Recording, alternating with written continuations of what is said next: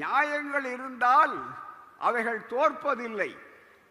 சமூக நீதி என்றைக்கும் வெல்லும். ஒருபோதும் சமூக நீதியை யாரும் தோற்கடித்து விட முடியாது. அதுவும் அந்த சமூக நீதி எப்படிப்பட்ட வெற்றியை பெற்றிருக்கிறது என்பதற்கு அண்மையிலே திறந்து வைத்தார்கள் இரண்டு முதலமைச்சர் அவர்களும். நூலகம் எழுச்சியோடு எழில் வாய்ந்த முறையிலே அமைக்கப்பட்ட மிகப்பெரிய அளவு.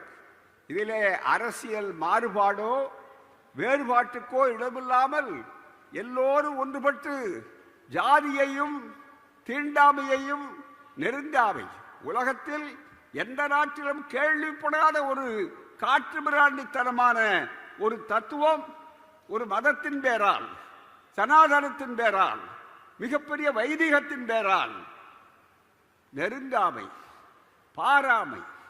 வெளிநாட்டுக்காரர்கள் இன்னமும் விளங்கிக் கொள்ளாமல் கேட்கிறார்கள்.